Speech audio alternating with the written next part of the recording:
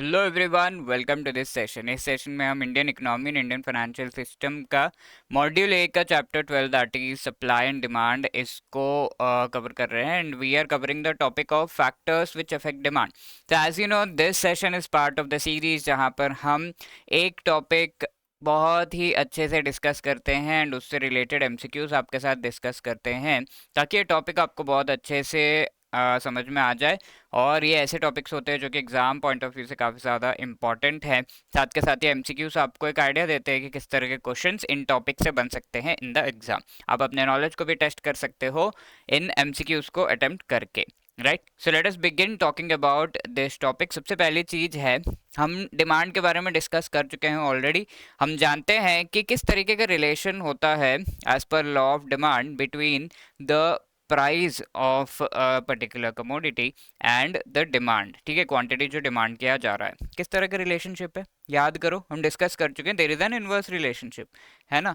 Law of demand के हिसाब से there is a inverse relationship.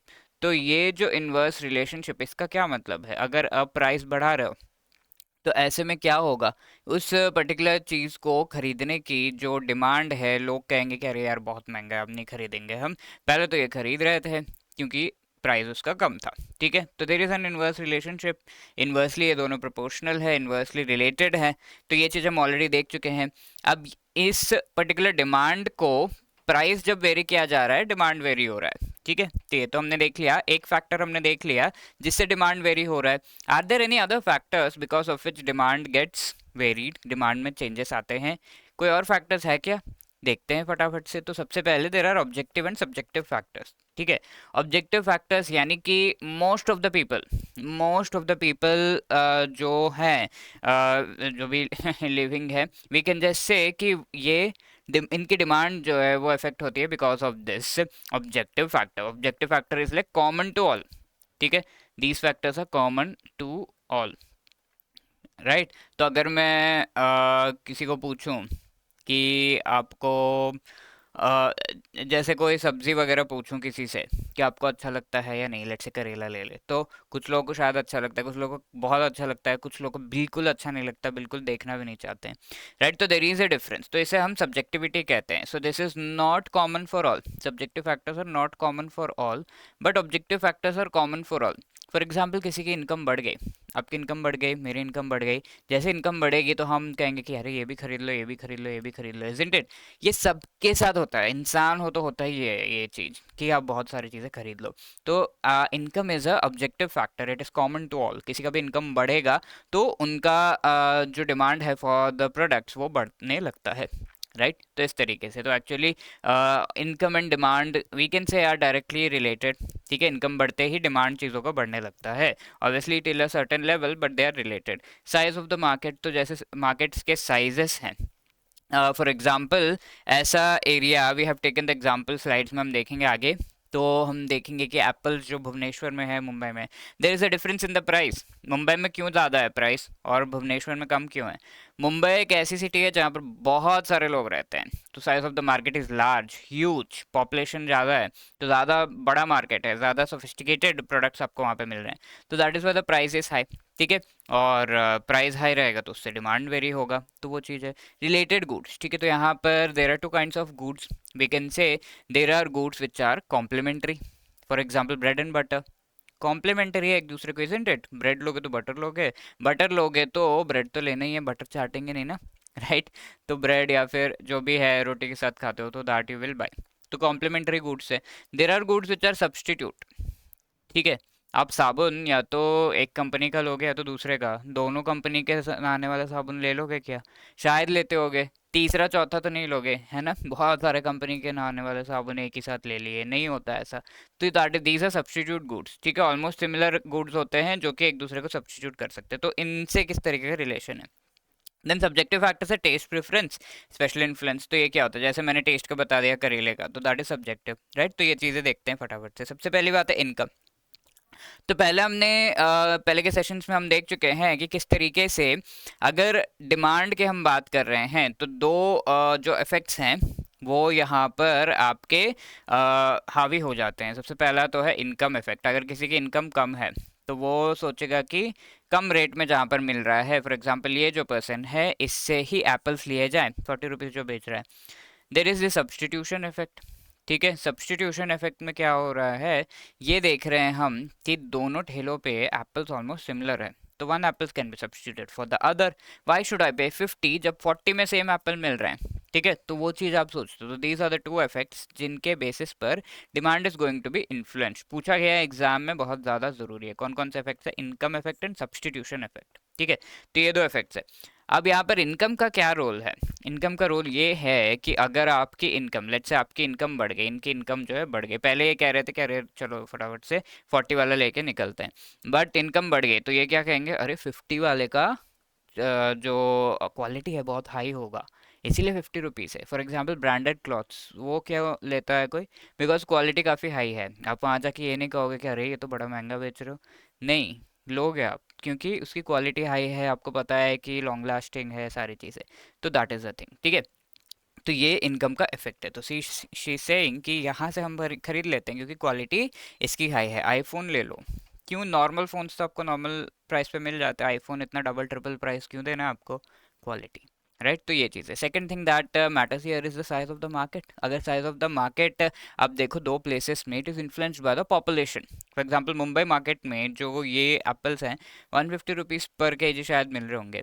अब ये भुवनेश्वर में देख लो 50 रुपये पर केजी में मिल रहे हैं, राइट। तो देर is a difference, right. That difference is because of the size of the market. Size of the market किससे इन्फ्लुएंस हो रहा है? मेनली पॉपुलेशन से इन्फ्लुएंस हो रहा है। मुंबई में बहुत ज़्यादा लोग रहते हैं तो पॉपुलेशन ज़्यादा है, साइज जो मार्केट का है वो काफ़ी ज़्यादा है, right. Cost is very high, aunty को लग रहा है ऑब्वियसली होगा, मुंबई में रह रहे हो तो कॉस्ट ज़्यादा होगा, इजंट इट। अब रिलेटेड गुड्स बहुत ही इंटरेस्टिंग कॉन्सेप्ट है ये, किस तरीके से डिमांड को इन्फ्लुएंस कर रहा है। तो एक गुड का जो प्राइस है दूसरे गुड के डिमांड को इन्फ्लुएंस करता है। कैसे करता है? पहले हम देख लेते हैं कॉम्प्लीमेंट्री गुड्स यहाँ पे, bread and butter and there are substitute goods. ये साबुन और ये साबुन ऑलमोस्ट सिमिलर जो है, फ्रेग्रेंस एंड ऑल आप देख रहे हो, फूल भी ऑलमोस्ट सेम सेम है, पिंक पिंक, राइट। तो इस वजह से ये दोनों एक दूसरे को सब्सटीट्यूट कर सकते हैं। तो how is the effect here? If we see, if at all there is a decrease, let's say यहाँ पर जो बटर है इसे हमने ले लिया कि ये गुड ए है, ठीक है। तो ये बटर जो है गुड ए है एंड देन ये ब्रेड गुड बी है, राइट। तो यहाँ पर हम ये देख रहे हैं, अगर गुड ए का हमने प्राइस यहाँ पे कम कर दिया, ठीक है, decrease in the price of other goods, तो गुड ए का हमने प्राइस कम कर दिया, सॉरी। तो यहाँ पर हम ये ले लेते हैं इसको गुड बी एंड इसको गुड ए, ठीक है, बिकॉज मैंने स्लाइड पे ऐसे लिख रखा है। तो we will take bread as good A, ठीक है, बटर एज गुड बी। तो ये बी जो है इसका प्राइस अगर मैंने बढ़ा दिया, बटर का प्राइस बढ़ा दिया, तो क्या होगा? बटर की डिमांड कम हो जाएगी, लॉ ऑफ डिमांड पता है हमें। बटर के आप कम बटर लोगे तो ब्रेड भी आप कम लोगे, ठीक है। तो यहाँ पर क्या होगा?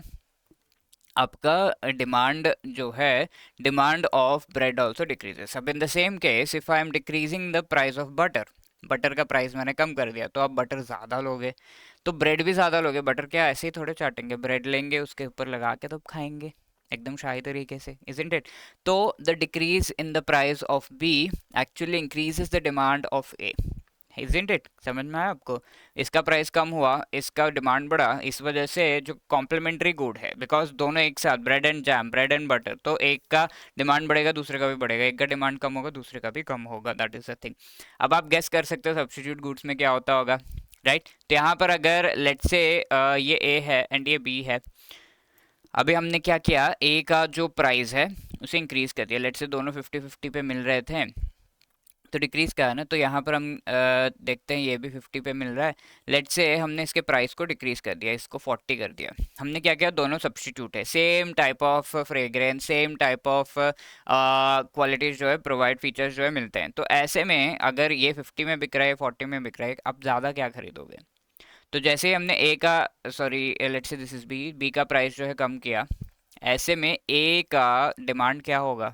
बी का प्राइस कम करते ही इसका डिमांड बढ़ेगा।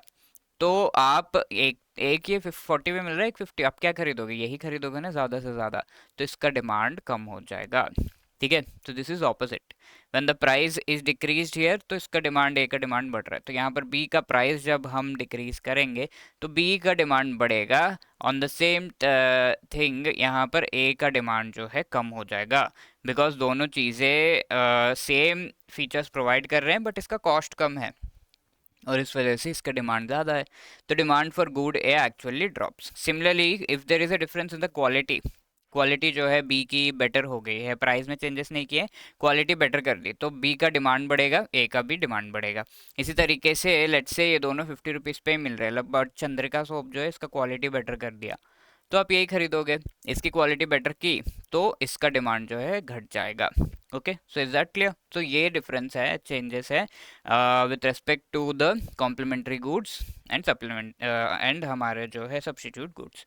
ठीक है, तो next is taste and preference. अब हम सब्जेक्टिव फैक्टर्स देख लेते हैं। लेट्स से एक खुद का ही देख लो, बचपन में कुछ चीज़ें आपको पसंद नहीं थी बिल्कुल भी। फॉर एग्जांपल ये मैम जो है इनको ऑलिव्स खाना पसंद नहीं है बचपन में, बट ये बड़ी हो गई तो ऑलिव्स पसंद है।